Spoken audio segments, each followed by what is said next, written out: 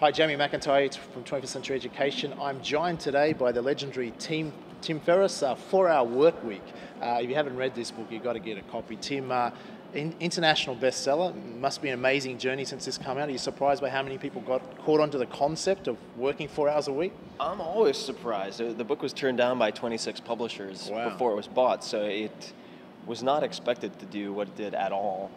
And it's been a very, very exciting learning experience over the last few years, certainly. But the response has been very consistent, whether it's in Italy, whether it's in Japan, whether it's in the US. I think that time famine is really a universal urban or white collar, even blue collar experience now. And the problem's getting worse for people, not better. So it was good timing, I suppose, in many ways.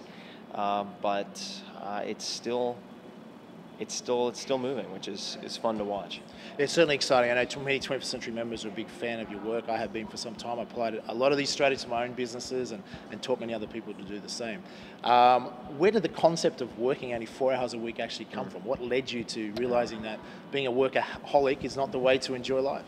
Well, my long-term girlfriend at one point in 2004 left, decided enough was enough because I was working from 7 a.m. to 9 p.m. CEO, and so I'm sure a lot of people could relate to that. And she gave me, because I had always thought, well, working for someone else is where you don't want to be. So if you work for yourself, problem solved, but not quite as straightforward as you know.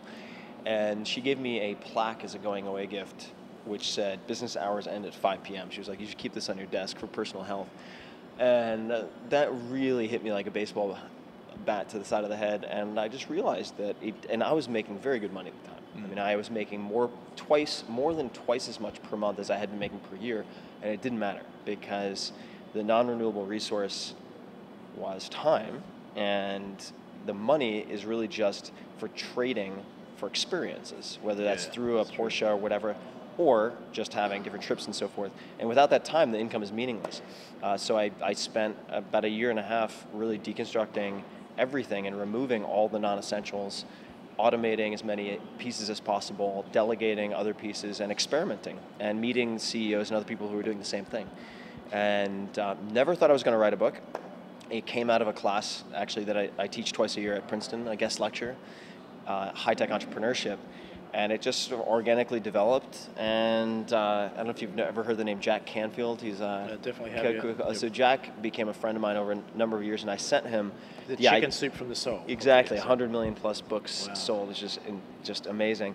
And I sent him the concept for the book, and I said, Jack, am I full of it, or should I actually give this a go? And he said, no, I think you should go for it. And so he introduced me to the person who later became my agent. And like I said, it was turned down by 26 publishers, and then one bought it for a bargain basement price, and took off from there. I guess a lot of people resonate to it. What would you say to those, I guess, a business person or someone that's tied in a corporate job that says, oh yeah, but don't realize I'm so busy, I'd like to have that sort of lifestyle. What's, I guess, the message to them to change what they're doing? Well, the message is the clock's ticking, so you're not gaining any more time, and you can always make back income. So sometimes it's extremely important to take an ounce of prevention instead of a pound or 1,000 pounds of cure, and the problems get worse and compound with time. So what I would say is, I might give them the anecdote that I've heard, which is, if you don't have enough time to meditate for 30 minutes, then you need to meditate for 3 hours. And sometimes looking at the symptom and saying you don't have enough time to read a book, if you telescope out 1 year, 5 years, 10 years, is that problem better or worse? Maybe 5 years from now you say, I don't have time for my family. Maybe 10 years from now it's, I don't have time for my health. And you can see that trajectory very clearly, and so the time to intervene is earlier rather than later. Is what I would say. And also, this is a bit of a choose your own adventure book, so you don't have to read the whole thing.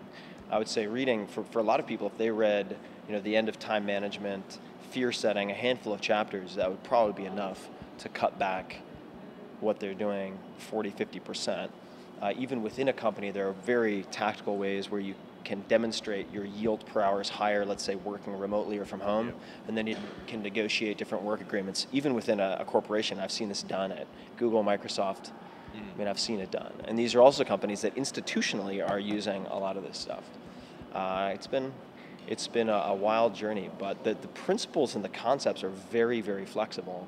So I guess you're saying people out there say, well, we're not going to cut back to 4-hour work week straight away, but I guess if people could work only 4 days a week as opposed to 5 or 6, even just that small change starts to free up some of What I would also say is this is fundamentally about making your output per hour as high as possible. Yeah. You don't have to cut back on your work. Maybe you like what you do. You just want to get 10 times more done. I mean, there are a number of billionaires, I'm not going to mention them by name, but some of them have been quoted in the New York Times related to this book, who use this. Those guys work 80 hours a week, but they want to get 10 times more done. So it's whether. So I guess you're saying if someone wants to double their income, well, one of becoming more productive using these concepts, to get it done in half the time, so you can still work the same amount of hours, but you could effectively get twice as much done. Yeah, exactly. It's so the workaholics can still use it and remain workaholics if they wish. Yeah, exactly. So it's like if you choose to cut back 20 hours a week, 2 hours a week, or continue to work 40, 60, 80 hours a week, you still should be as effective as possible, and that comes down to very specific types of analysis, like the 80-20 analysis, Pareto principle, Parkinson's law, and those can be applied to athletics, like I've seen, can be applied to business, can be applied to personal life. So I'm really just offering a tool set that I think is very, very flexible. Yep. So you're in Melbourne to speak for the very first time in Australia at the 21st Century Financial Education Summit. What can people hope to take away from hearing from you speak? I'm going to give them the most practical set of tools and principles that I think can be applied to the widest range of scenarios and circumstances. And I'll be pulling examples. So I guess you're saying it doesn't matter if someone is an employee or is there as a business owner? No, it doesn't matter. Yep. And I'll be pulling examples from business. I'll be pulling examples from my own experience. I'll be pulling examples from high-level athletics and showing that the toolkit is the same. If you want to operate at a world-class level, at an elite level, the toolkit is exactly the same. And so I'll explore how people could do that as soon as they walk away from my presentation. And I don't think that I am the flashiest presenter, but the content will be solid and the content will be usable. Fantastic. So it's great to have you in Australia, Tim. Yeah, my pleasure. We look forward to it. Those who haven't read the 4-Hour Workweek, get it. Legendary stuff. It certainly transformed my life and many others, and we'll look forward to seeing Tim at the Financial Education Summit.